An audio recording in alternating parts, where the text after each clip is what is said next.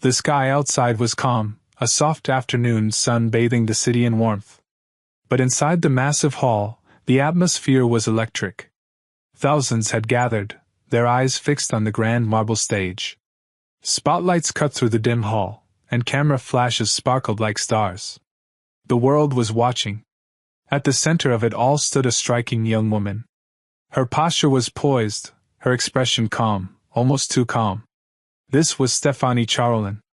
At just 25 years old, she had made her mark on the world. A billionaire, a philanthropist, and most controversially, an outspoken atheist. Her reputation preceded her. She was known for dismantling religious arguments with clinical precision, using science, logic, and philosophy as her weapons. She gripped the microphone with the confidence of a judge, not a speaker. Her eyes scanned the room, filled with scholars, intellectuals, media, and the curious.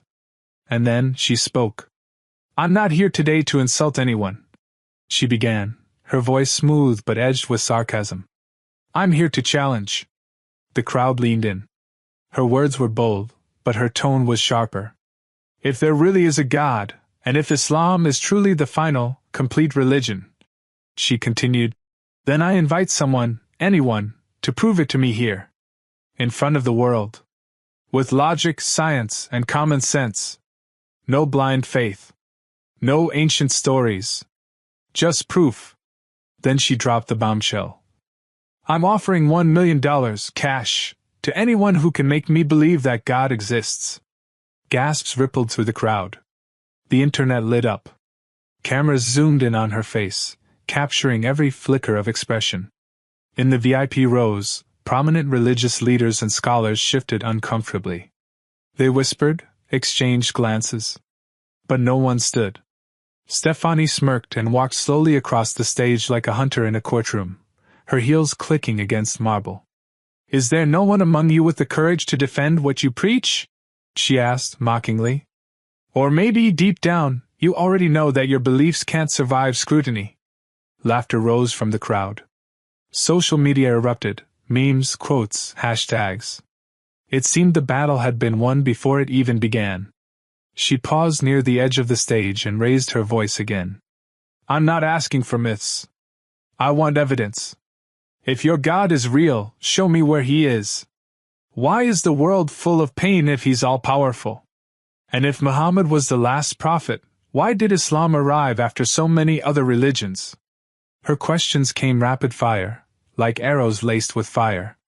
She quoted Nietzsche, Bertrand Russell. She cited psychological theories, evolutionary biology, historical inconsistencies. It wasn't just a challenge, it was an assault. The audience was shaken. Her confidence was overwhelming. And then silence. A cold, heavy silence as she folded her arms and stared at the crowd. "Come on," she said. "One person. Just one. I want to hear from you." No one moved. The hall was still. No scholars, no clerics, no voices. Just quiet defeat. Until, from the back row, a small hand rose into the air. All heads turned at once.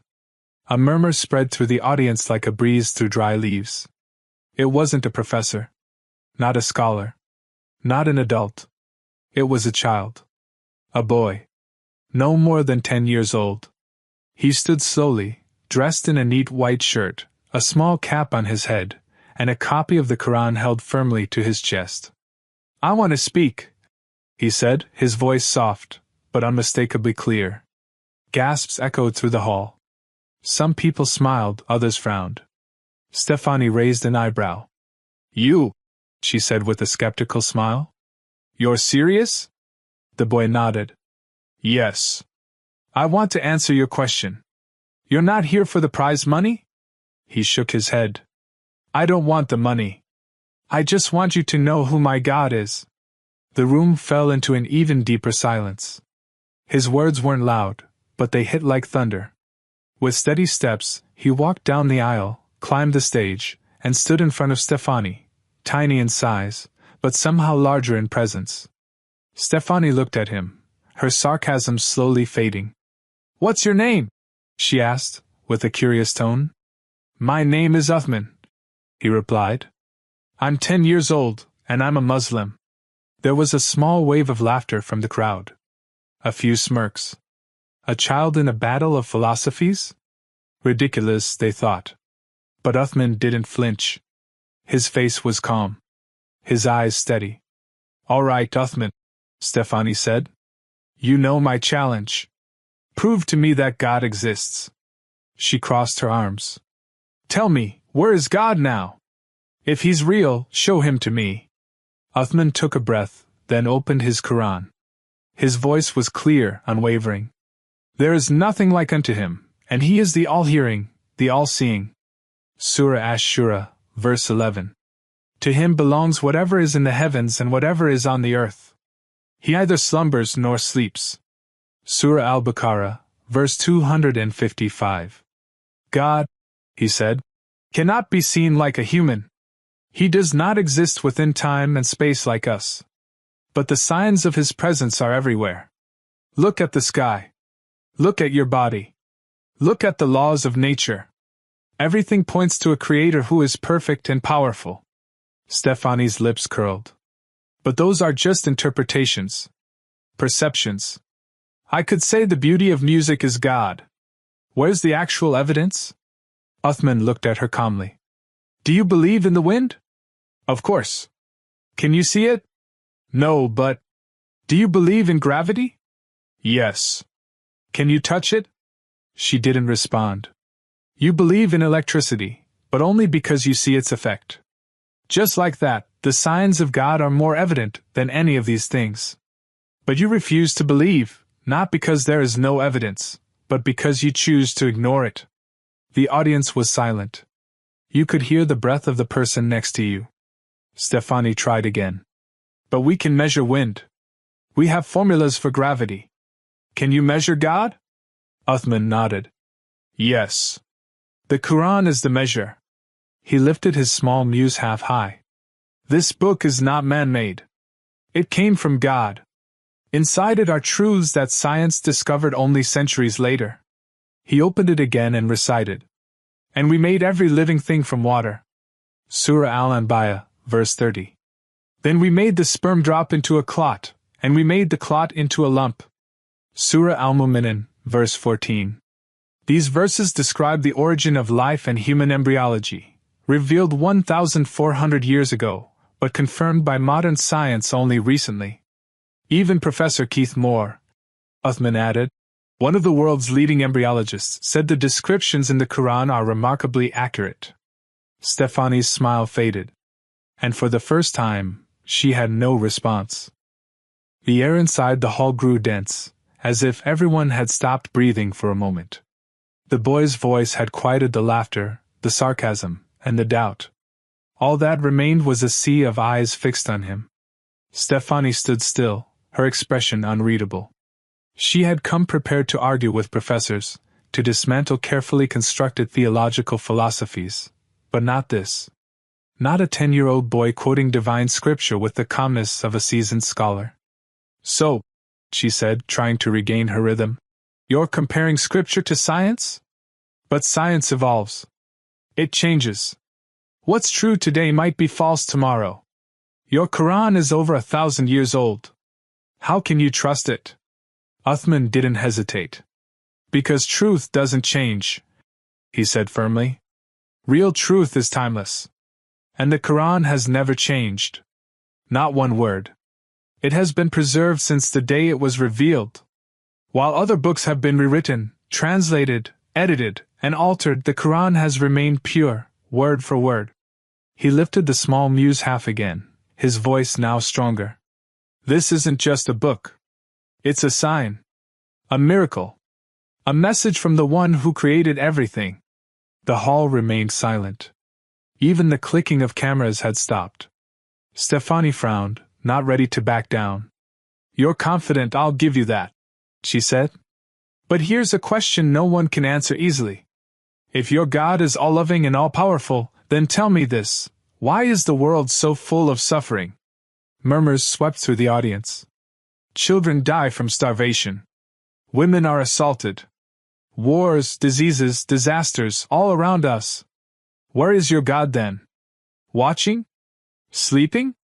It was the classic question, the one that has shaken even the most faithful. Philosophers call it the problem of evil. Theodicy. A stumbling block for many. But Uthman didn't blink. He opened his Qur'an and read slowly. He is the one who created death and life to test which of you is best in deeds. Surah Al-Mulk verse 2. Then he looked at Stefani with quiet strength. This world isn't paradise. It was never meant to be. It's a test, to see who remains good when things are hard, who still believes when everything seems broken. He turned to the audience. Pain is not a sign that God is absent. It's a reminder that this life is temporary. That something greater is coming. That there is a day where justice will be done, perfectly. Stefani crossed her arms, but her voice had softened. So you're saying children starving is part of the test? Not all suffering is a test from God, Uthman replied. Some suffering exists because of us. Because of people. He turned to the crowd again. If one nation throws away food while another starves, that's not God's fault. That's human greed. If wars destroy innocent lives, it's not because God willed it. It's because humans chose hatred over peace. God gives us guidance, but we ignore it. He quoted again. Corruption has appeared on land and sea because of what people's hands have done. Surah Ar-Rum, verse 41. Stefani was quiet now. Her aggressive energy was fading. The audience could see it. Her shoulders were no longer squared. Her voice, once commanding, was now more searching. She shifted tactics. If God can do anything, why doesn't He just stop all the evil? Why not prevent the pain before it happens? Uthman nodded gently. Because if He did, there would be no free will. We would all be puppets, doing good because we had no choice. But God gave us freedom. Real faith only matters if it's chosen. Real love only matters if it's voluntary. You can't force goodness. The room was still. His words echoed in a way that logic alone never could. They touched something deeper. Then Stefani raised another question, one that revealed her inner struggle. But what about morality? If humans are free, then who decides what's right or wrong? Some cultures say adultery is fine. Others say it's wrong. So, who's right? Uthman smiled, not out of pride, but understanding. That's why we need God. Because if humans decide what's right, then truth becomes whatever we want it to be. One day killing might be legal, another day it's a crime. But Islam gives a moral code that doesn't change. He read again. Indeed, Allah commands justice and excellence and giving to relatives, and forbids immorality, injustice, and oppression. Surah An-Nahl, verse 90. Islam doesn't ban things to punish us, he said. It bans what harms the soul. It preserves life, dignity, and peace. And everything that causes destruction, alcohol, adultery, theft, violence, Islam warns us against it. There was a long pause. Then Stefani asked quietly, almost whispering now. Why does God allow good things then? If He allows evil, shouldn't we also ask why He allows beauty? Kindness? Mercy? Uthman looked her in the eye. His voice soft. Exactly. You blame God for pain. But have you ever thanked Him for joy? For sight, for breath, for the ability to think, speak, and question? He stepped forward slightly. Who gave you that mind? That heart? That voice you've used to challenge Him? Do you know how many gifts He's given, every second, without asking for anything in return? He opened the Qur'an again. And if you tried to count the blessings of Allah, you could never number them. Surah Ibrahim, verse 34. The silence in the room was no longer heavy with tension, it was full of thought. Some people had tears in their eyes. Others bowed their heads. What had begun as a spectacle was becoming something else entirely, a moment of awakening. Stefani, who had once towered over the audience with her intellect, now looked smaller, not in presence, but in posture. Her voice trembled slightly. This is not what I expected, she said. I came here to expose religious weakness. I thought I'd leave with more proof that God is a myth. But, she paused. This boy has answered what no professor I've ever debated could answer. Her voice broke. I'm not saying I believe yet. But something inside me is no longer sure of its disbelief. The room held its breath. But Uthman, the boy with the white shirt and quiet courage, simply nodded and said, I didn't come to win. I just came to answer. You asked? God answered through his words. He turned and began to step off the stage. No bow. No applause. Just calm footsteps fading into silence. But in that silence, something had changed. In the heart of a billionaire who once stood sure of her rejection, a seed had been planted. The cameras were still rolling, but no one cared anymore. This wasn't about headlines. It was about truth. And the truth had spoken, through a child. The hall remained silent even after Uthman left the stage. There was no cheering, no applause, only the kind of silence that lingers when hearts are heavy and minds are racing. Stefani stayed at the podium, her fingers still wrapped around the microphone. She didn't move. Her face, once glowing with confidence, was now marked with something unfamiliar, vulnerability. She glanced toward the chair where the boy had been sitting before he walked away. Empty. It was strange how something so small could leave behind such a weight. A voice from backstage whispered into the mic. Miss Stefani, would you like to continue the debate? She didn't answer. Not right away. Her eyes were distant, somewhere between thought and emotion. Finally, she lifted the mic again. Her voice cracked slightly. I'm not done asking, she said. All heads turned again, attention locked onto her. I still have questions. My heart, it's not convinced. But it's not as loud in its denial as it used to be. She cleared her throat and straightened her back, trying to regain her composure. If God really exists, if he is truly the one who created all this, then why are good people buried in pain while evil ones rise in luxury? Why are children born into misery while warlords sit on thrones? Why do the innocent die while the guilty walk free? She looked out into the audience. Her tone was no longer mocking. It was searching. Raw. Real. A hand rose from the crowd. An elderly man stood up, dressed simply in a white robe, with a cap resting gently on his head. His beard was gray, but his eyes were young with light. He stepped toward the microphone placed in the audience aisle and spoke with a quiet but firm voice. I am no scholar, he began. Just a servant of God, like many here. But allow me to share a verse. He quoted. Allah does not burden a soul beyond what it can bear. Surah Al-Baqarah, verse 286. Suffering, the old man continued, is not always a punishment. Often, it is a means of purification.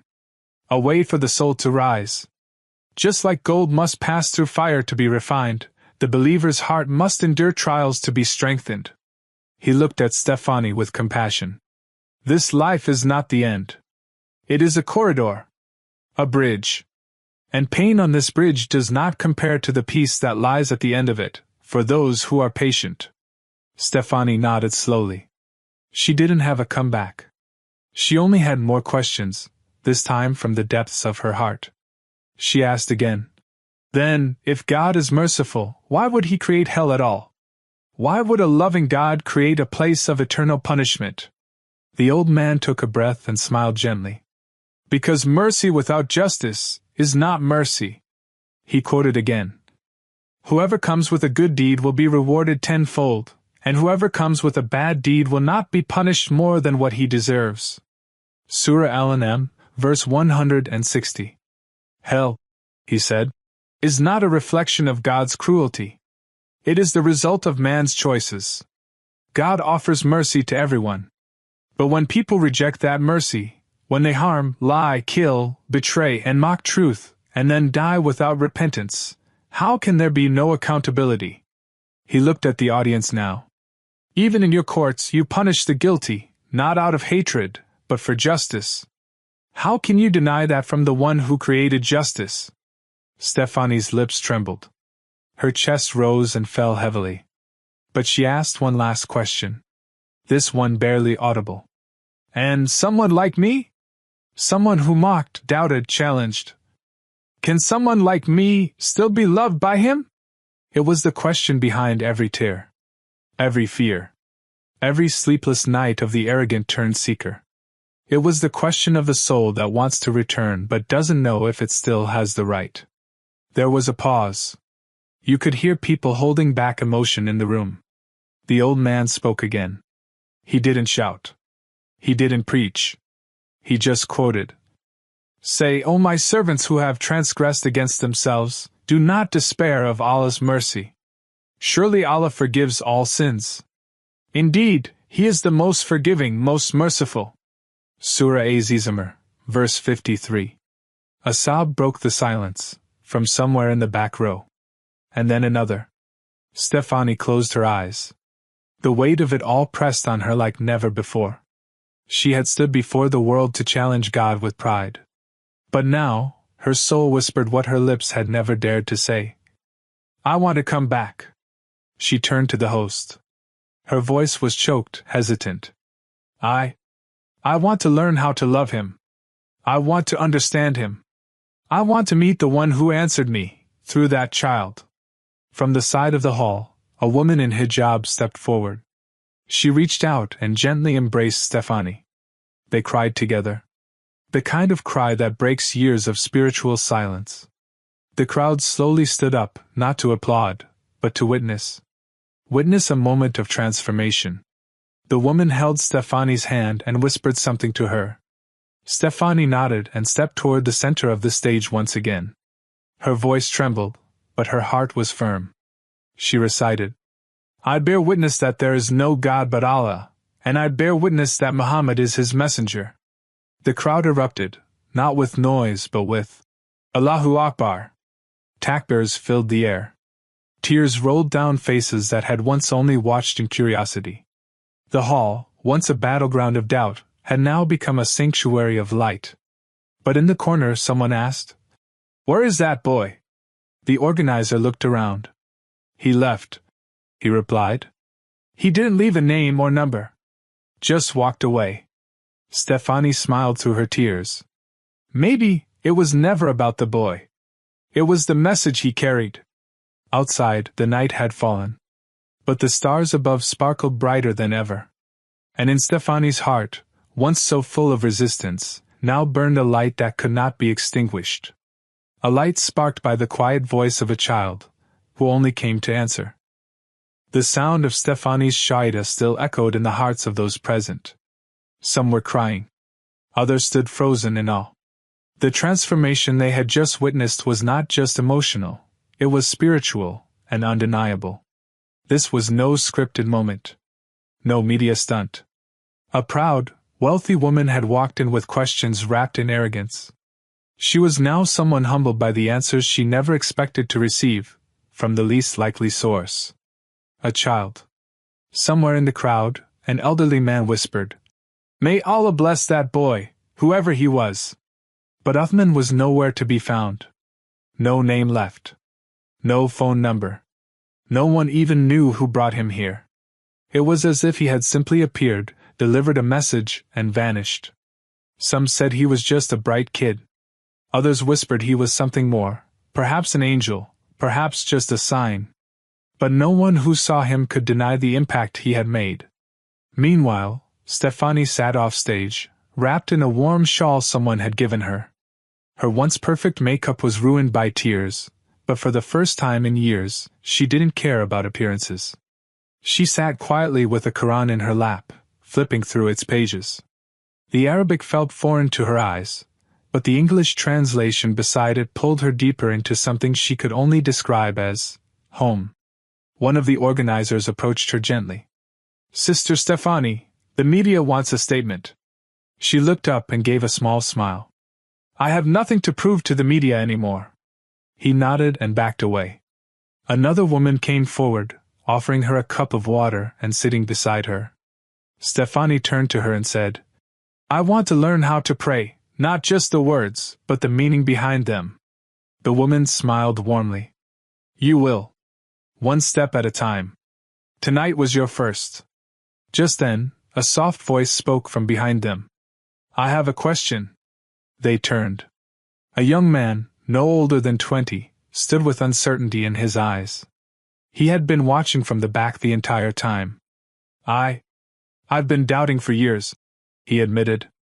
I used to believe. Then science, university, debates, they all made me question. But what I saw tonight, it made something shake inside me. His voice cracked.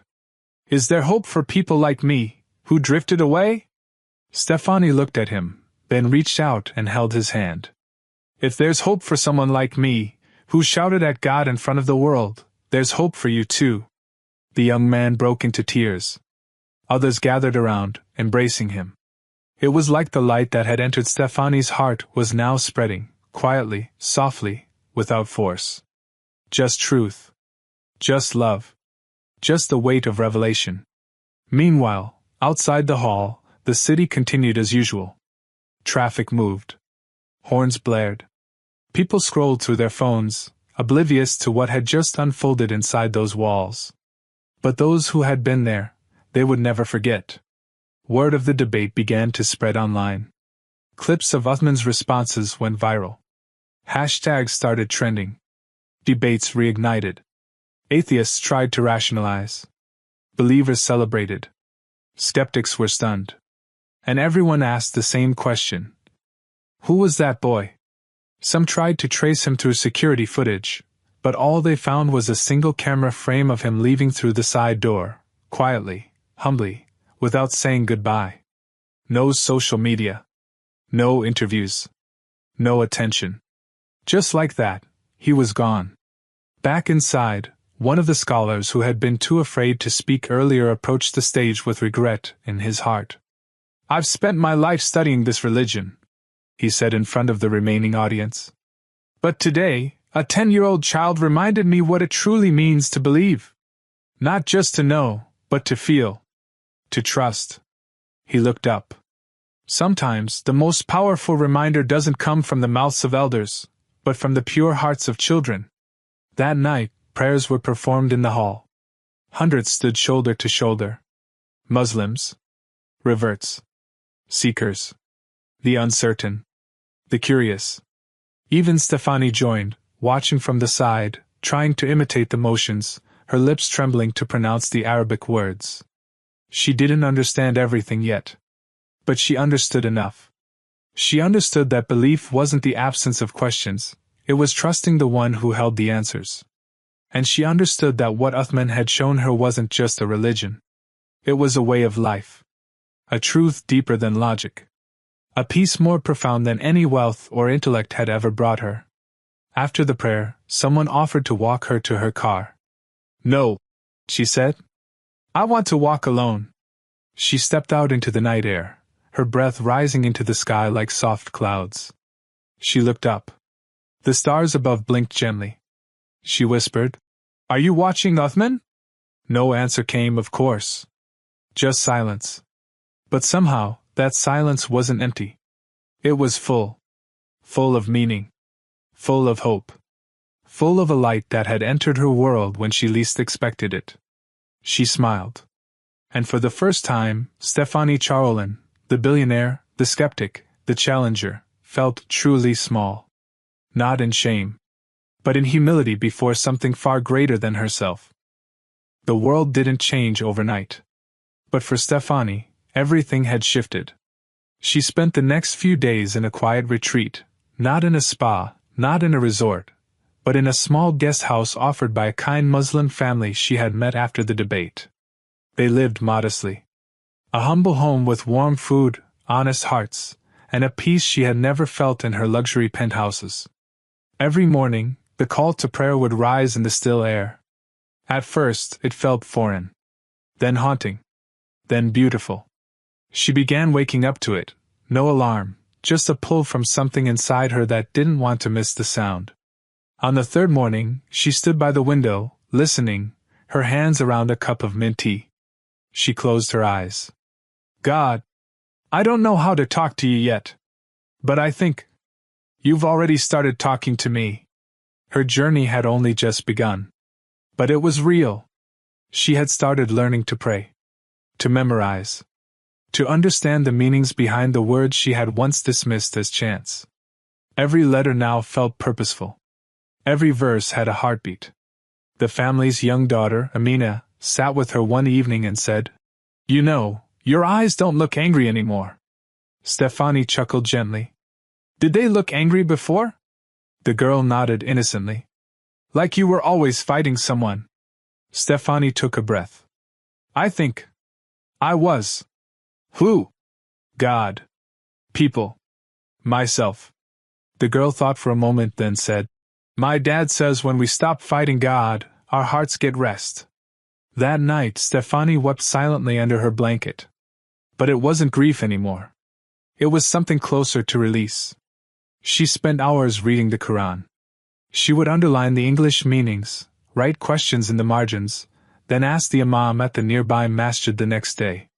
Sometimes she'd cry over verses she barely understood. Other times, she'd sit frozen, staring at a single line that felt like it had been written just for her. One day, while reading, she stumbled upon, "And he is with you wherever you are." Surah Al-Hadid, verse 4. She whispered it to herself over and over. Wherever you are. No God she had ever imagined in philosophy books had felt this close. Later that week, the masjid held a small gathering for new Muslims. Reverts from different countries, France, Brazil, Nigeria, Japan, all sat together on floor cushions. They shared their stories. Some had converted after years of searching. Others had found Islam in prison. One woman said she came to Islam after her child died, and she needed answers about the afterlife. Stefani listened to them all. And then, quietly, she shared her own story. "I used to think I was brave," she said. "That I had conquered religion. That I was free." She paused. "But I wasn't free. I was proud. And pride isn't freedom, it's a prison you build yourself, and then guard with your ego." The room nodded. "I didn't find Islam. I challenged it. And it answered. Not with violence. Not with force. But with a boy who had more light in his eyes than I'd ever seen in any professor." She smiled. "I still don't know where he came from." One man leaned forward. "You really have no idea?" She shook her head. "No name. No family. He just left." A woman whispered, "Maybe that was all he came to do." The group sat in silence for a moment. One of the imams said softly, "In the Qur'an, God says, and whoever strives in our cause, we will surely guide them to our paths." Surah Al-Ankabut, verse 69. "Maybe your striving brought you your answer." Outside the window, the wind whispered through the trees. A cat curled near the doorway. Someone began softly reciting Surah Al-Fatiha. The others joined. Their voices were different, accents, fluency, rhythm, but their hearts were united. Stefani recited quietly, trying to keep up. Not perfect Arabic, but a perfect effort. Later that night, she sat alone on the masjid steps, looking up at the sky. Her phone buzzed with messages, news channels, interview requests, even a few critics saying it was all a show. She ignored them all. This wasn't for the world. It was for her. And for the one who had waited so patiently for her to stop running. Suddenly, an older woman sat beside her. Wrinkles lined her face, but her smile was soft. "You remind me of myself," she said. "Really?" Stefani smiled. "Were you rich and arrogant too?" The woman laughed. "No. I was angry. I thought God had forgotten me. Until I found the Qur'an. Then I realized I had forgotten him." They sat in silence for a while. Then the woman asked, "Have you picked a new name yet?" Stefani blinked. "I didn't know I needed one." "You don't have to. But many reverts choose one. A name with meaning. A name that reflects who they've become." Stefani thought for a moment. Then smiled. "Amina." The woman nodded approvingly. "Beautiful. It means trustworthy. Faithful." Stefani whispered it again to herself. Amina. A name that felt like healing. a name that felt like her. That night, she went home and wrote it on a small slip of paper. Amina, born from light. The world continued to move forward, but Amina's soul now walked at a different rhythm. The once renowned atheist Stephanie Charlin was no more. In her place stood Amina, not a woman who had all the answers, but one who had finally stopped pretending she didn't have questions. She no longer sought debates or arguments. She now sought understanding. She had traded the echo of applause for the stillness of prayer. One afternoon, while sipping tea with the Imam's wife, Amina asked softly, "Do you think I'll ever find that boy again?" The woman smiled knowingly. "If Allah wills, you will. But maybe you already found what he was meant to give you." "I know," Amina said. "It's just that he carried something. Something I can't explain. He didn't debate like others. He didn't raise his voice. But every word he spoke pierced me. Not my mind. My heart." The woman nodded. "Some people are chosen to awaken others, Amina. They appear, deliver what they were sent to say, and disappear. The Prophet said, indeed, among the people are keys to goodness. Maybe Uthman was a key." Amina smiled, the boy's name still tasting like light in her mouth. Uthman. It was strange how someone so young could carry so much strength. But maybe that's what made it powerful, purity uncorrupted by ego. That evening, after Maghrib, she sat again in the masjid's women's section, listening to a talk by a scholar from Medina. He spoke about how Allah sends guidance through unexpected people, at unexpected times. He recited, "And we send the messengers only as bringers of good tidings and warners. And those who disbelieve dispute by falsehood to refute the truth thereby." Surah Al-Kahf, verse 56. And then he paused. "But sometimes the message is not carried by a prophet or a scholar. Sometimes it's carried by a child, a worker, a stranger on a bus. Because truth isn't restricted by age, status, or education. Truth is a light, and Allah can place it in whoever He chooses." Those words struck Amina like a wave. Maybe she had been wrong to think Uthman was just a brilliant kid. Maybe he was more than that. She began asking around quietly. She reached out to the event organizers, video crews, even scanned every photo she could find of that night.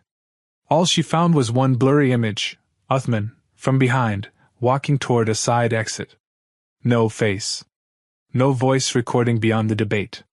He had simply disappeared. One of the security guards remembered something. He left quietly. Didn't take the money. Didn't wait for anything. Just looked up at the stage one last time and walked out the side door. I offered to get him a cab. He said it's okay. My ride is already waiting. What did he mean by that? Amina asked. The guard shrugged. I figured his parents were outside. But I never saw anyone waiting. The mystery deepened. That night she sat beneath her reading lamp, flipping through her Qur'an with a highlighter. She paused at a verse that made her heart stop.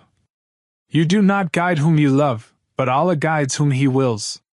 Surah Al-Qasas, verse 56. She thought back to her arrogance, her challenges, her public taunts. And then, to the soft voice of a boy who wasn't afraid of her money, her degrees, or her insults. He hadn't tried to win. He just answered. Tears welled up again. She whispered, Maybe he wasn't sent to stay in my life. Maybe he was sent to change it. The next day, Amina visited a girls' school that had invited her to speak about her journey.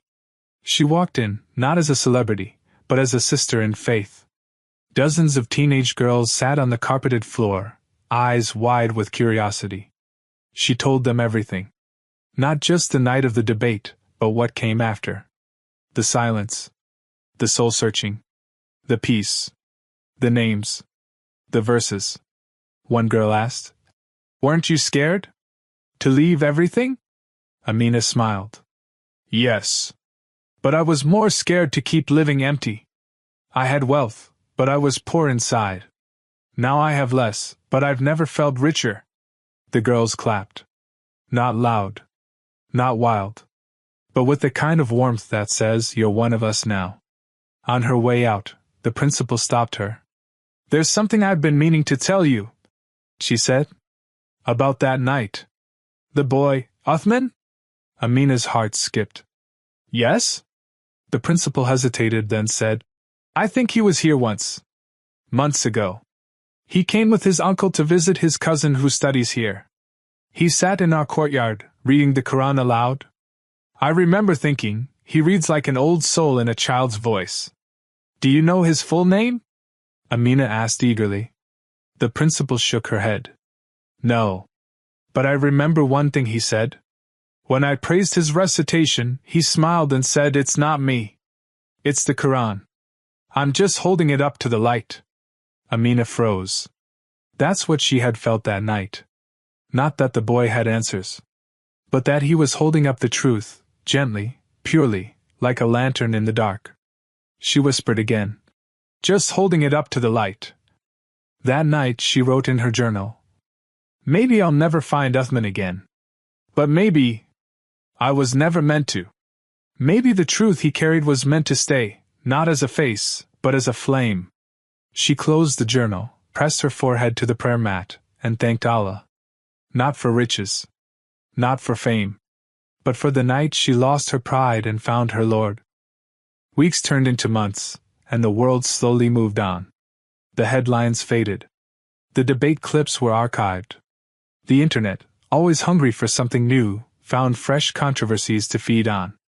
But for those who had witnessed that night, especially Amina, it never truly faded. Because while the crowd remembered the moment, she remembered the message.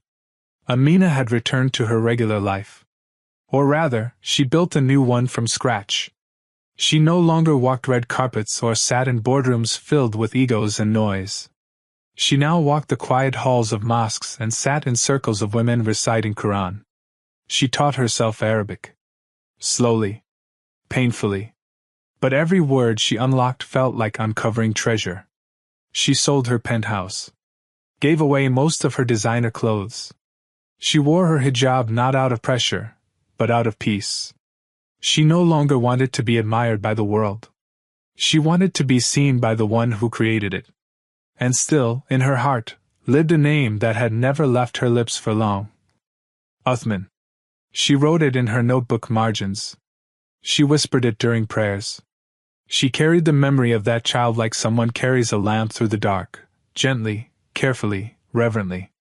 One winter morning, she was invited to an interfaith youth conference as a speaker. Not as a former billionaire. Not as an icon. But as a revert, someone who had once denied, then found, the truth. Her speech was simple, stripped of all glamour. "I came to Islam not through punishment, but through mercy," she said. "Allah didn't humiliate me. He honored me. Even when I mocked him, He sent someone gentle to answer me."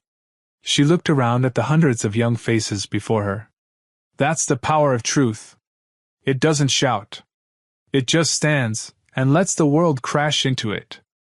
After her talk, students lined up to ask questions, hug her, take photos. And then came a girl, no older than 10. She held out a small paper folded into quarters. Amina smiled and unfolded it. Inside, in messy handwriting, were the words, "Uthman is my cousin. He told me to give this to you, if I ever saw you." Amina's breath caught in her throat. The girl smiled shyly and said, "He doesn't like phones or internet. He says Dawah is better when no one knows your name." Amina knelt down. Her hands trembled. "What did he say?" she asked, her voice barely holding steady. The girl pointed to the paper. "It's written." Amina looked. It was just one verse. Written in a child's hand. "Indeed, Allah is the best of planners." Surah Al-Imran, verse 54. And below that, scribbled like a note from a friend. "Don't look for me. Just carry the light forward. That's all I came for." Tears streamed down her face before she could stop them. She folded the note and held it to her heart. For the first time since that night, she felt like the door had been closed gently, not left open in longing. She had received her answer. She didn't need to find the boy anymore. Because the flame he lit in her heart was still burning. In the years that followed, Amina built more than just a new life, she helped build bridges. She started a foundation for youth Dawah and reverts. Quietly. Privately. No flashy names. No bold branding. Just sincerity. She traveled to refugee camps and orphanages, teaching little ones how to recite Bismillah. She once visited a school in West Africa where a child no older than Uthman held her hand and said, "You're the lady who found the light, right?" She laughed and said, "No. I'm just someone who is blind. Allah opened my eyes." She kept Uthman's letter folded in her Qur'an. And every time she felt tired, weak, or unsure, she opened to that page, read the words again. "Don't look for me. Just carry the light forward." And she did. In every child she helped memorize a surah. In every doubter she embraced with compassion. In every night she bowed with tears, thanking her Lord for not giving up on her. She lived long. Quietly. Gracefully. And when her soul finally returned to the one she had once challenged, she was buried not in a designer gown, but in a simple white shroud. On her gravestone, by her request, were no titles. No fame. Just a verse carved with gentle care. "And whoever brings forth a good deed, he shall have 10 times the like thereof." Surah Al-An'am, verse 160. And beneath it, "Amina, daughter of mercy, carrier of light." Some say they still remember the debate that changed her life. Others forget. But the message remains. That truth does not require age. It doesn't wear a robe. It doesn't need a degree. Sometimes it just needs a boy with a Qur'an in his hand and sincerity in his heart. A boy named Uthman, who didn't stay to be praised, who never took the reward, who never asked for credit, because his mission wasn't to be remembered. It was to remind. And in that reminder was light. A light that still lives on. In hearts. In words. In faith. In a forgotten corner of rural America, far from the glowing cities and buzzing suburbs, lay a small town named Grey Ridge. Once alive with lumberyards, diners, and dusty parades, it had become a ghost of itself. Closed signs hung in storefront windows like forgotten memories, and the only sound after sundown was the wind rustling through hollow alleys. But on the edge of Grey Ridge, near the thickets where old rail tracks died and wildflowers crept into asphalt, stood a building few even looked at anymore. A small, faded mosque. The wooden sign out front was cracked. The crescent moon above the door had long lost its shine. Its paint was chipped, its windows fogged with time. Most townsfolk called it the foreign place, though no one really knew who prayed there anymore. Inside that fragile structure lived 2 people, Imam Yusuf and his 17-year-old daughter Lena. They had moved from Detroit 5 years ago, quietly, without fanfare. He was a man of calm voice, patient hands, and tired eyes. She was bright, sincere, and curious, but always aware of her surroundings. They kept to themselves, tending the mosque like an old shrine. 5 times a day, Yusuf would give the call to prayer. Not to a crowd. Not even to one soul. Just to God. And maybe to the trees. Every far, before even the stars surrendered to morning, Yusuf would walk to the front steps of the mosque, raise his hands to his ears, and recite the adhan. The words echoed faintly into the empty woods. Birds wouldn't chirp yet. Squirrels wouldn't scurry. Even the wind paused for a breath. And then one morning, something changed. It was colder than usual. Yusuf pulled his shawl tighter as he reached for the mosque door. As he twisted the old brass handle and pushed it open, his breath caught mid-air. Right there, on the prayer mat at the doorstep, was a white deer. Pure. Silent. Still. Its body shimmered in the early dew, each droplet on its fur gleaming like a constellation. Its eyes met Yusuf's, not wild, not afraid, but strangely aware. Like it had been waiting. Like it knew. Lena, standing just behind her father with a broom in hand, gasped softly. "Abu, is this real?" Yusuf didn't respond immediately. His eyes filled not with fear, but with awe. He whispered, almost involuntarily, "Signs appear where hearts still believe." He began the adhan. "Allahu Akbar! Allahu Akbar!" The deer didn't flinch.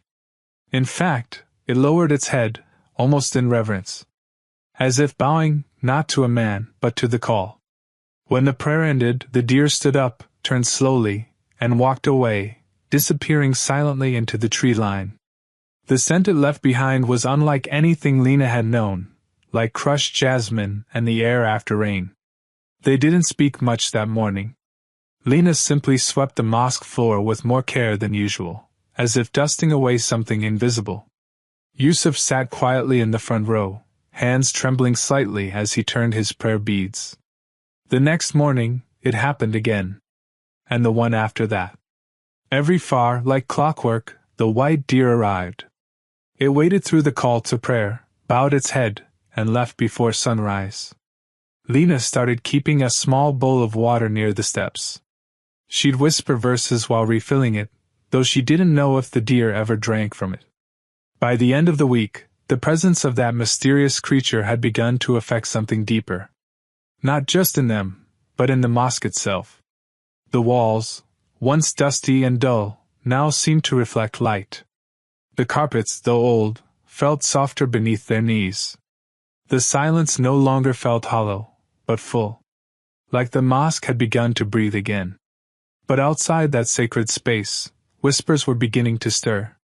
One day, a man named Hank Peterson, a longtime Greyridge local with deep-rooted suspicions about outsiders, drove by early and glimpsed the deer from the road. At first, he laughed, thought he was seeing things. But the next day, he saw it again. And again. Some kind of ritual. He muttered under his breath at the local gas station. "They're up to something strange. That ain't normal." By the end of the week, a few others had seen it too. Always at dawn. Always sitting. Always still. The town was small. News traveled fast. Especially when it smelled like mystery, or fear. "Have you seen it? That mosque is cursed." "No, it's a message. Maybe even a warning. I say we look into it. Before something worse happens." Yusuf ignored the murmurs. He had seen what fear can do to truth. He'd seen it twist the hearts of neighbors into strangers. He told Lena only one thing. "We were not sent to argue, only to bear witness." But Lena felt something different. Her heart fluttered with both anxiety and awe. What was this deer? Why now? Why them? That night, unable to sleep, she opened an old journal she kept beside her bed. She began to write. Day 8, the deer returns again. White as snowfall. When Abu calls the adhan, it lowers its head, like it knows. Like it remembers something. I don't know what it means, but my soul is trembling. Not in fear. In yearning. What they didn't know was that the deer's presence was changing more than just the mosque. In Greyridge, a place where people had grown used to not asking questions, where tradition outweighed curiosity, the unexplainable had arrived. Quietly. Without violence. Without noise. Just a creature. A bow. A moment. But beneath that silence, something was awakening. In the shadows of pine trees and rusted signs, an ancient storm was turning in the dark. And soon, faith and fear would collide. Greyridge wasn't the kind of town that welcomed change. The church bells rang every Sunday. The diners served the same 6 meals. And everyone knew which porch belonged to which last name. But something about that white deer, appearing day after day at the foreign place, was making people restless. At Dixon's Hardware, men gathered around black coffee like it was holy water. Among them was Earl Sutter, a retired sheriff with a limp and an opinion about everything. I'm telling you, he grunted, no animal acts like that. Just sitting still, like it's in prayer? That ain't natural. That's trained. By who? Asked Bobby Ray, a teen who worked the register. Earl pointed toward the hill. Them. The Muslims. The ones in that temple of theirs. It's a mosque, Bobby corrected quietly. Earl slammed his mug down. Same difference. You think it's just coincidence? They whisper in some foreign tongue, and suddenly deer bow like monks. It's voodoo. Black magic. The room fell silent. Outside, Mrs. Lowell, who ran the antique shop, stood in her doorway, clutching her cardigan. She had seen the deer too. And though her mouth repeated Earl's words at church meetings, her eyes told another story. She remembered something from childhood, how her grandmother used to say that God sends messengers in silence. But she couldn't say that aloud now. Not in Grey Ridge. Not when fear was easier than faith. That evening, Lena sat on the mosque steps, watching the sky turn lavender. She held her sketchbook open, shading the outline of the deer she had seen that morning. Her fingers were trembling. Abu, she said as Yusuf stepped out with a tray of tea. They're watching us. He didn't need to ask who. The parked car 2 houses down.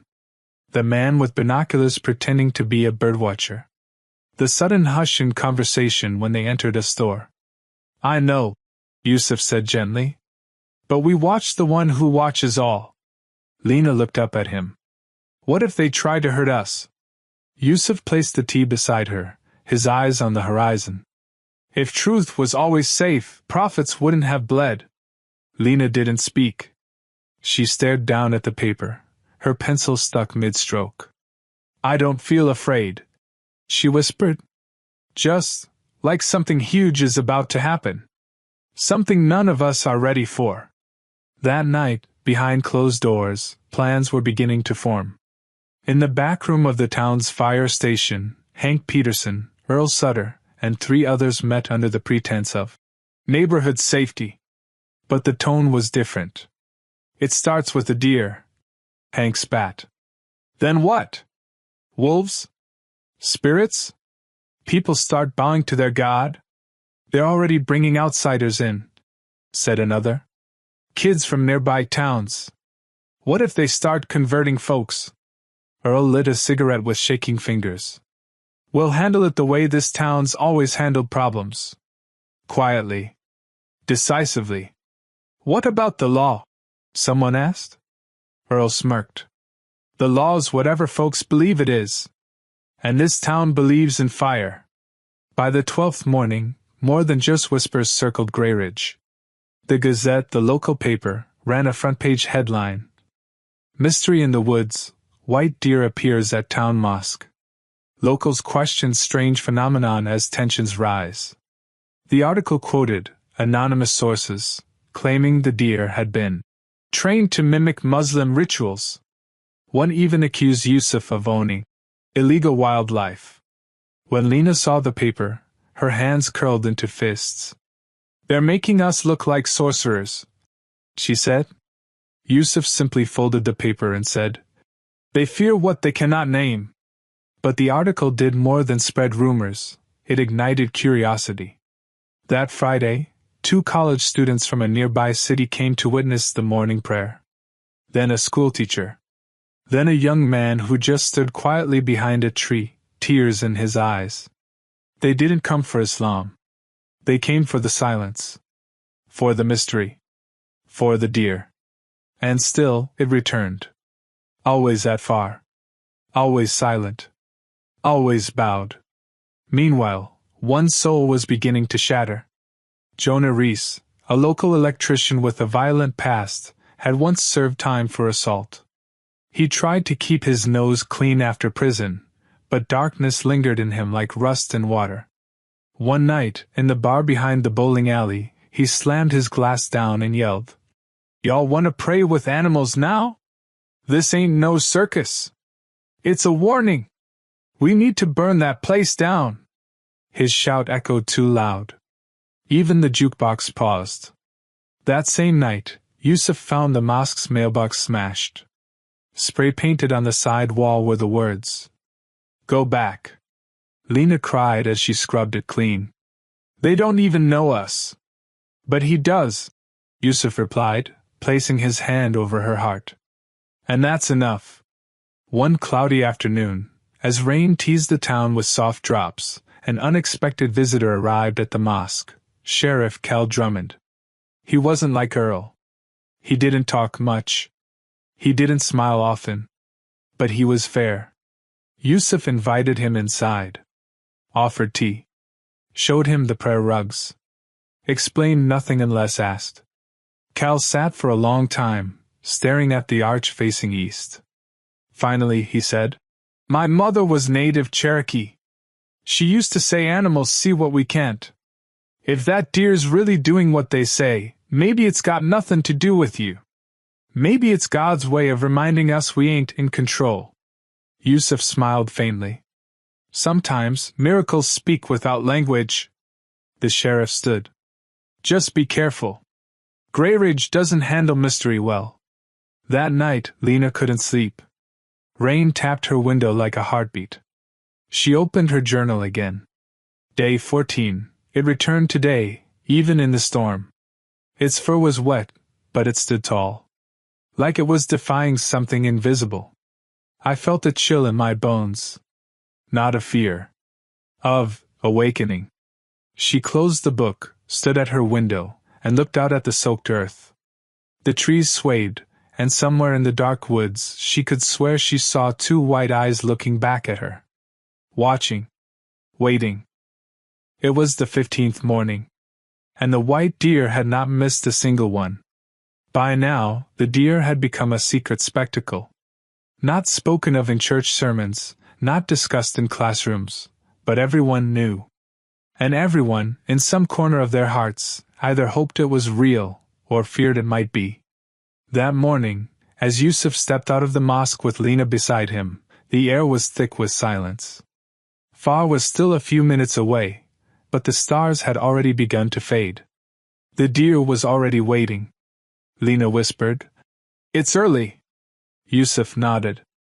"So is Mercy." When he called the adhan, his voice broke mid-line, not from fear, but awe. The deer didn't just lower its head this time. It knelt, folded its legs beneath itself, and rested its neck to the ground. A complete prostration. Lena gasped. Even Yusuf's breath caught in his throat. But it didn't end there. From behind the trees, two more shapes emerged, two smaller deer, pale gray, not as white, but unmistakably the same breed.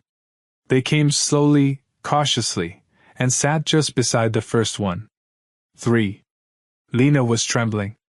"Abu, what is this?" Yusuf's eyes were wet. A reminder.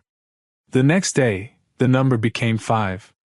But where hearts were softening, others were hardening. Earl Sutter had gathered his group, 6 men, flashlights, rope, a jug of gasoline. "We end this tonight," he said, gripping the bat in his hand. "No animal bows like that unless it's been trained. Brainwashed. We're not gonna let some outsiders turn our town into a zoo." Jonah Reese, red-eyed from whiskey, cracked his knuckles. "And if they resist?" Earl's glare was cold. "Then we remind them what real Americans do." That evening, as the mosque stood quiet beneath a silver moon, Lena lit a small lamp and placed it by the door. "Do you think they'll come again?" she asked Yusuf. He nodded slowly. "Tonight more than ever." Lena paused. "You mean the deer?" Yusuf looked toward the trees. "I wasn't talking about deer." Somewhere between midnight and dawn, they came. 7 figures, faces half-covered, boots dragging through gravel, voices low and cruel. They surrounded the mosque, like wolves circling prey. One carried a bat, another a crowbar. Jonah poured a trail of gasoline at the edge. And then, a sound. Not from the mosque. From the woods. A deep, low breath. Like a wind exhaling. Then a whisper, no, a presence, that made even the leaves fall still. From the trees stepped the white deer. But it wasn't alone. It was followed by an entire herd, a dozen, maybe more. All shapes, sizes. Some glowing faintly in the moonlight. Some completely still. But none afraid. They stepped between the mosque and the men. Calm. Unmoving. Jonah raised his bat. And the deer at the front, the first one, the white one, let out a soft, thunderless cry. Not loud. Not angry. Just piercing. As if echoing into the soul. And then, it knelt again. The rest followed. 14 deer bowed in a single line before the mosque. Not a word was spoken. Not a sound was made. Even Earl's cigarette fell from his lips.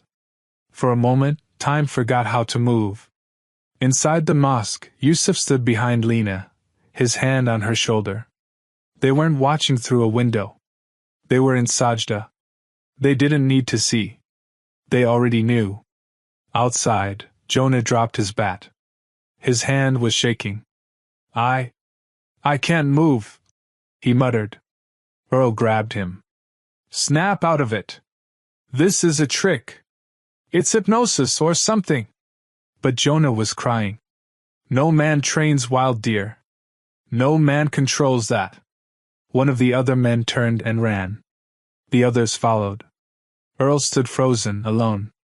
And then he too, without a word, fell to his knees. Morning arrived. And the story spread. Not as gossip.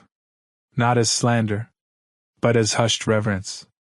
In diners, people whispered what their children had seen. In churches, pastors paused mid-sermon. At gas stations, no one could explain it, but no one denied it either. And then came the call no one expected. A live news crew. WTVM5, a regional network, had heard the rumors. They sent a van, 2 cameras, and a journalist named Casey Bell. She stood outside the mosque with a mic, frowning slightly. We've received multiple reports of wild deer allegedly preying at this small house of worship in rural Greyridge. Residents are divided, some calling it a miracle, others calling it dangerous manipulation. I'm here with the mosque's imam, Mr. Yusuf. Sir, how do you explain this? Yusuf smiled gently. How does one explain rain to someone who's never seen water? Casey blinked.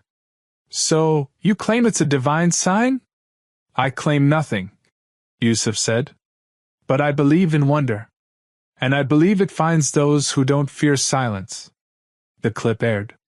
The views exploded. But something else happened.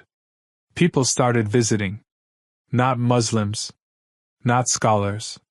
Just people. A mother with a sick child. A man who lost his job. A girl who hadn't spoken in weeks. They came and stood near the woods at dawn. Hoping. Watching. And the deer came. And they bowed. And people began to whisper the words they never thought they would say. Maybe. God is here. That night, Lena wrote in her journal. Day 16. I saw a man today. His shirt said Jesus saves. He stood beside a woman in a hijab. Both were crying. Both staring at the deer. And for a moment I realized, maybe God doesn't choose sides. Maybe he just chooses hearts. 3 days had passed since the night of the herd. 3 days since 14 white deer had bowed in unison before the little mosque at the edge of the woods. And nothing in Greyridge felt the same. It wasn't just the headlines or the photos. It wasn't just the viral clips or curious tourists. It was the atmosphere, the space between breaths, the silence between raindrops. Something had cracked open. People weren't sure what to call it. But they all felt it. Mrs. Lowell, the antique store owner who hadn't set foot in the mosque since it was built, walked to its gate one morning just after far. She didn't go inside. She didn't even speak. She just stood there, quietly watching the deer sit at the entrance again, now a daily ritual. When Yusuf noticed her, he stepped outside. I'm not here to convert, she said quickly. Yusuf smiled. I didn't think you were. I just... She hesitated.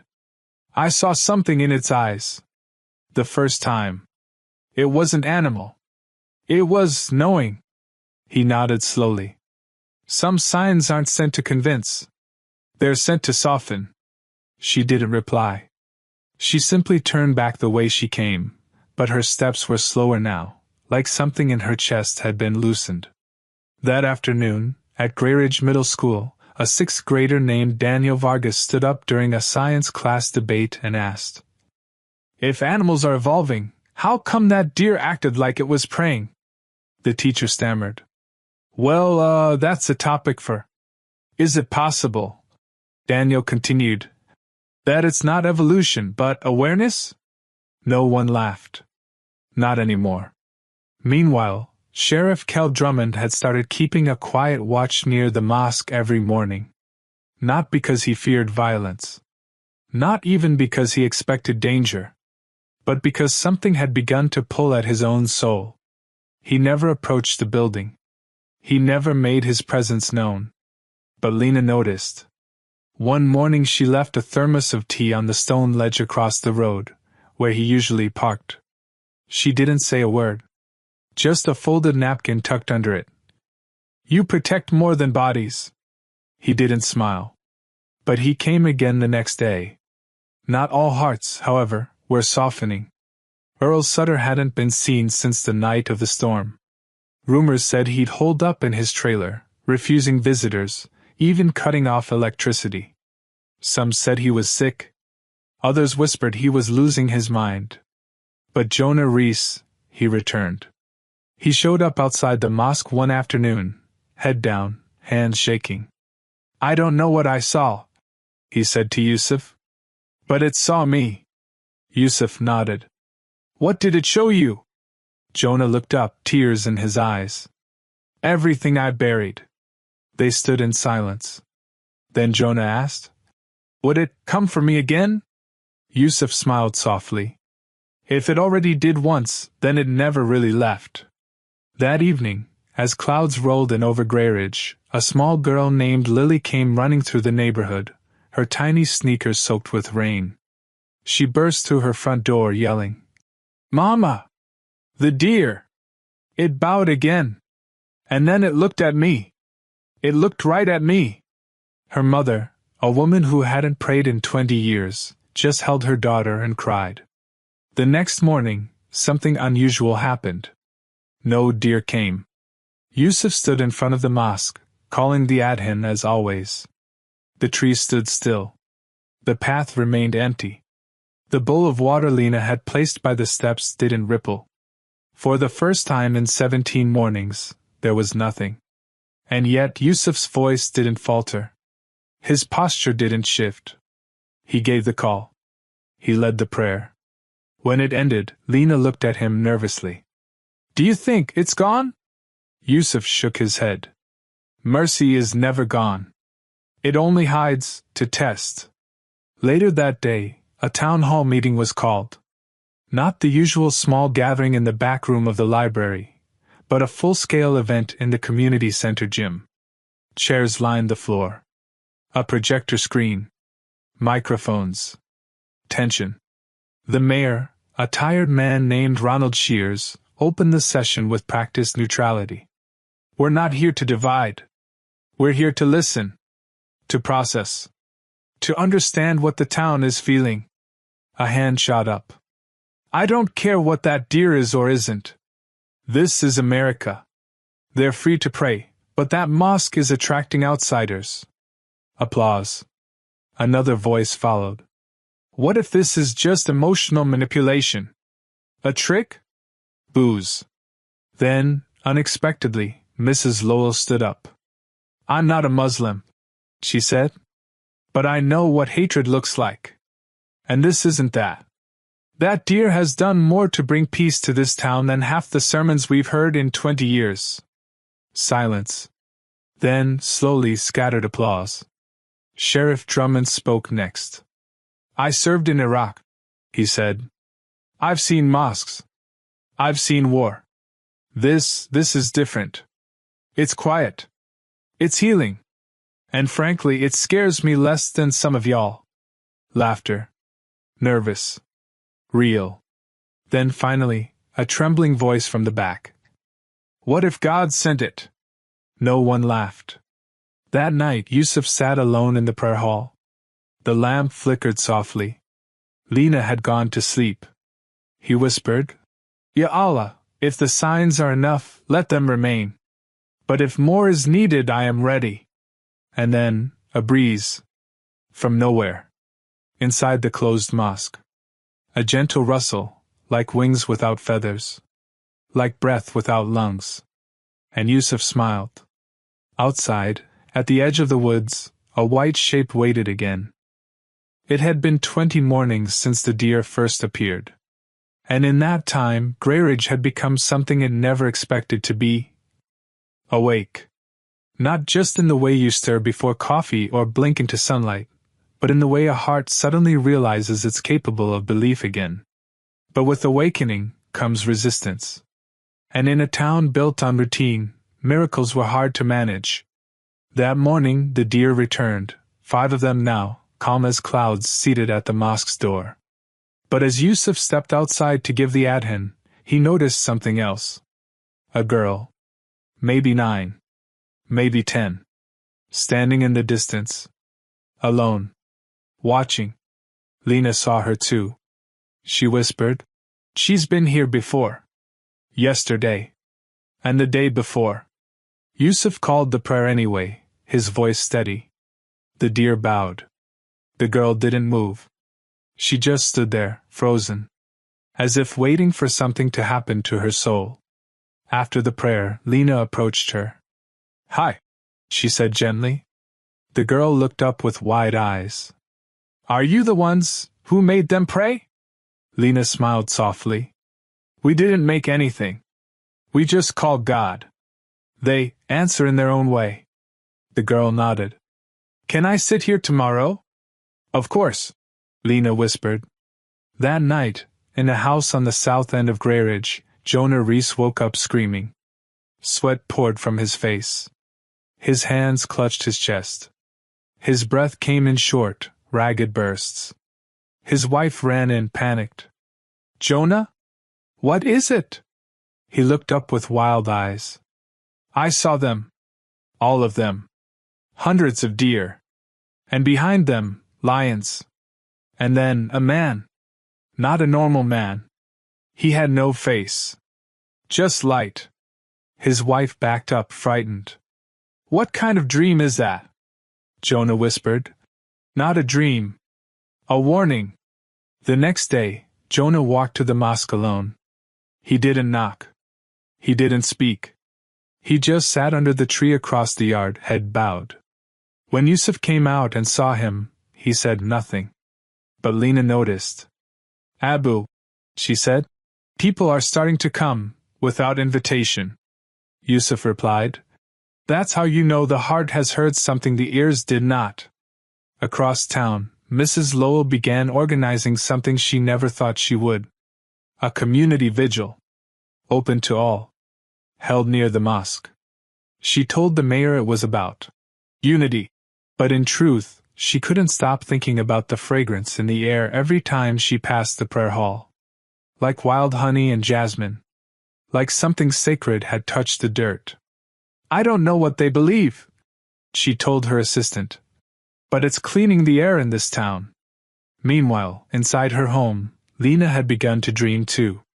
But not like Jonah. Her dreams were full of light. A warm field. Children laughing. The white deer standing under a golden tree. And sometimes, the tree whispered to her, You're a light. Don't hide. One morning after prayer, she sat next to her father and said, Abu, I think I need to speak. Yusuf looked at her. To whom? To them. The ones who come and sit near the fence. The ones who have questions but are too scared to ask. Maybe if they heard it from me, from someone their age. Yusuf smiled, proud and quiet. Then speak. Truth doesn't need age. It just needs honesty. That weekend, the vigil was held. Dozens showed up. Some carried candles. Some brought lawn chairs. A few wore church pins. One woman wore a hijab. The deer didn't come that night. But no one left disappointed. Because Lena stood up. With shaking hands and a soft voice, she spoke into the microphone set on a crate. I was born in Detroit. We moved here because my father said small towns have big hearts. But it didn't feel like that at first. A murmur rippled through the crowd. I used to think no one saw us. That our prayers didn't matter. Then the deer came. And I realized maybe it wasn't us who were unseen. Maybe it was all of you, too. Maybe this whole town needed something silent to wake us up. A pause. Then she said, "This isn't about converting. It's not about proving. It's just about believing that something bigger than hate still watches us." There was no applause. Just silence. Then sniffles. Then tears. That same night, deep in the forest behind the mosque, a sound echoed. Not of hooves. Not of wind. But a growl. Something ancient. Something unseen. The sheriff, who had begun walking perimeter checks near the mosque after dark, heard it. He froze. And then saw eyes. Not deer. Not wolves. Something else. And yet, he didn't feel afraid. He just whispered, "Whatever you're protecting, I'll protect too." The next morning, as dawn spread its pale fingers across the sky, Yusuf stepped out for far. And gasped. There, at the door of the mosque, was not just one deer, or 5. There were 33. In 3 rows. Perfectly aligned. Lena stood beside him, stunned. "Subhanallah," Yusuf whispered. "The tasbih." And then, as he gave the adhan, the deer bowed. All together. And one by one, the townspeople, who had come not for spectacle, but out of some deep need, fell to their knees. Not to convert. Not to change religion. But to feel the weight of something greater than themselves. In a small farmhouse, Earl Sutter watched the news, trembling. His TV flickered. The screen showed the mosque. The deer. The people. He turned it off. And then, slowly, knelt beside his bed. He hadn't prayed in 30 years. But now, he whispered, "If you're real, I'm sorry." That afternoon, Sheriff Cal walked up to Yusuf and shook his hand. "No arrests. No incidents. No politics," he said. Yusuf raised an eyebrow. "Then what brings you?" The sheriff smiled faintly. I want to learn how to pray." That night, Lena sat under the tree, journal in lap, and wrote. Day 21. I think we were all the deer once. Lost. Scared. Wandering. But maybe, just maybe this time, we found the path together. The sun rose slower that morning. Or maybe it just felt that way. A mist had rolled in over Grayridge, blurring the roads and softening the outlines of everything. It was the kind of morning where you heard your own breath louder than the birds. Yusuf stepped outside the mosque with Lena, but today, his steps were slower. As if his heart already knew something the mind hadn't caught up with yet. The deer weren't there. Not a single one. Not even footprints. Just fog. Lena looked up. "Abu, where are they?" Yusuf paused, then placed his hand on her shoulder. "Sometimes, the sky must hide the stars so we learn to see the moon." She didn't fully understand. But she trusted him. They prayed alone that morning. Not in sadness, but in stillness. In the kind of silence that feels sacred. Meanwhile, deep in the woods at the farthest edge of the town, a small clearing shimmered in the mist. No human had walked here in decades. But now, the grass was pressed down, as if many hooves had stood, bowed, and gone. In the center of the clearing, a small white feather lay. Not from a bird. Not from anything known. Just placed. And as the morning sun peeked through the fog, it caught the feather's edge, glowing faintly. Back in town, a change had come over people. Children who had once mocked the mosque now watched it with quiet eyes. Teenagers who'd once shouted insults now whispered among themselves about peace. Elders who hadn't left their porches in years came to sit near the outer fence, not daring to enter, but unable to stay away. And more surprising than all of them was Pastor Wesley Burke. He arrived mid-morning. Not in his suit. Not with a Bible. Just in jeans and a flannel shirt, holding a small notebook. Yusuf welcomed him gently.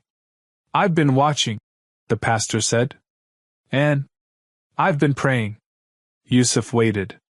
"I used to think the truth was loud. That it needed pulpits and microphones. But now, I wonder if it only needs to be still." "You're closer to it than you know," Yusuf replied. Pastor Burke looked around.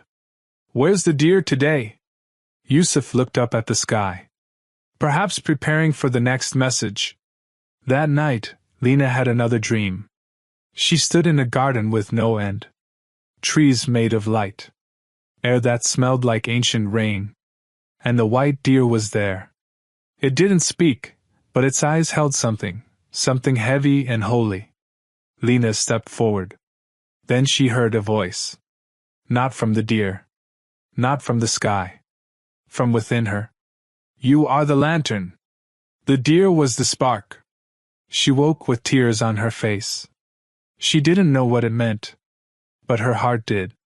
The next day, Yusuf called the mosque committee together, which was now half the town. Muslims. Christians. Agnostics. Atheists. No labels anymore. Just seekers. "I believe something is coming," he said. "Something final. Not terrible, but transformative." The room was still. "Tonight," he continued, "we won't wait for the deer. We will call the prayer, and we will be the ones who bow first." No one objected. They just nodded.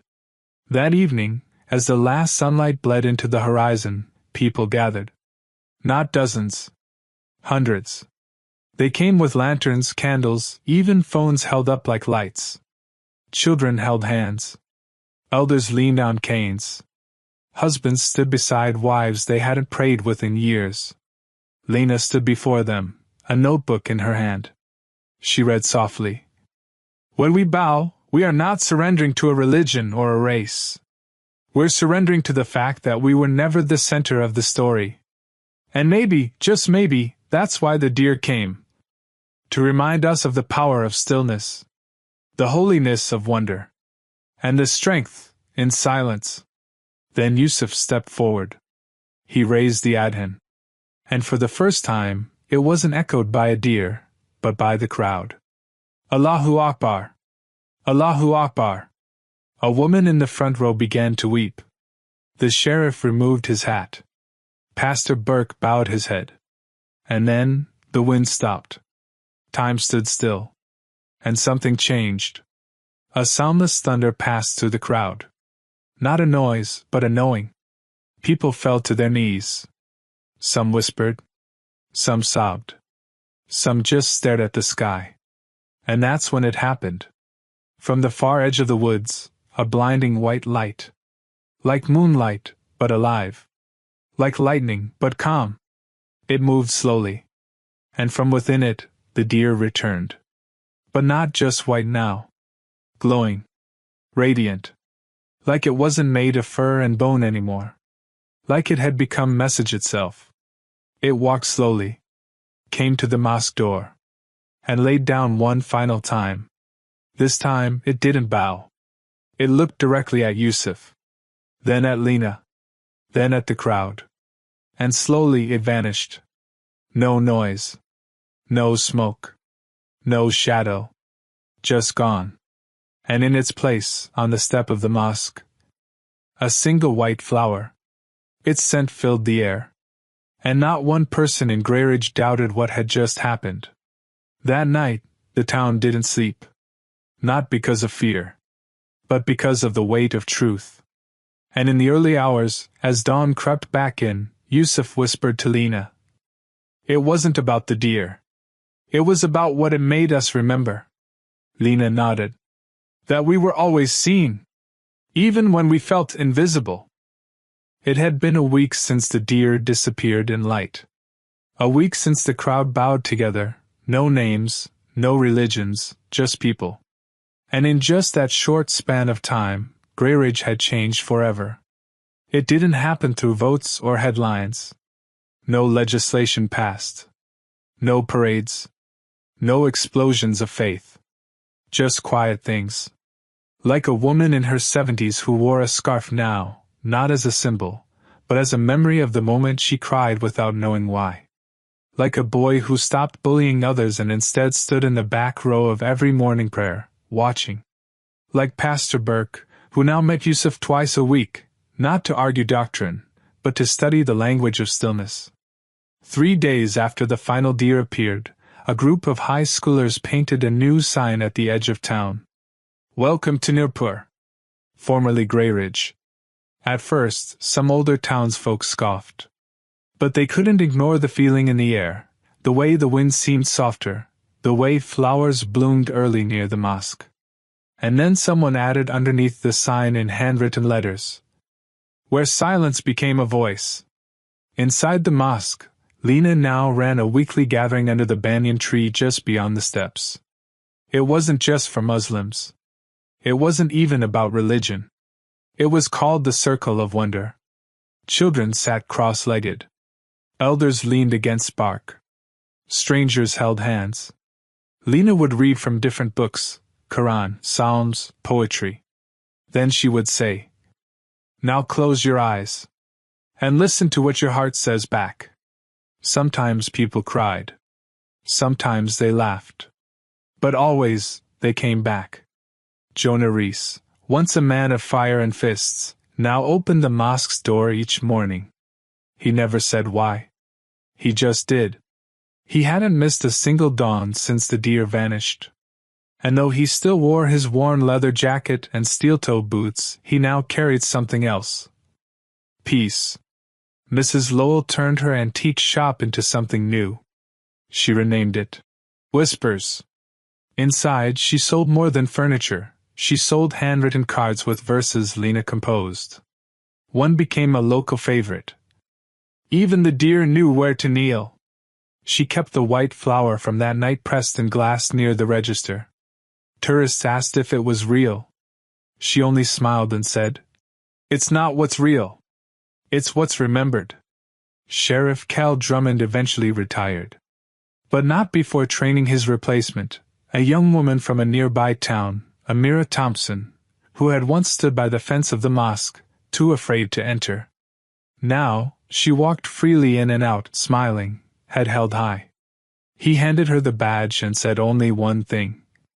"Protect the mystery. It's what saved us." But even with all the change, questions remained. Who sent the deer? Why here? Why now? Lena once asked her father the same. Yusuf said, "Maybe the deer weren't the message. Maybe we were." She frowned. "What do you mean?" He smiled. "We kept the mosque open when no one cared. We swept the floors for angels who never came. We bowed to silence and believed it heard us. That's the message, faith even when unseen." Lena wrote that down. She would later carve it into a wooden bench outside the mosque. Visitors would often sit there, and stay longer than they planned. One summer evening, a documentary crew came from Chicago.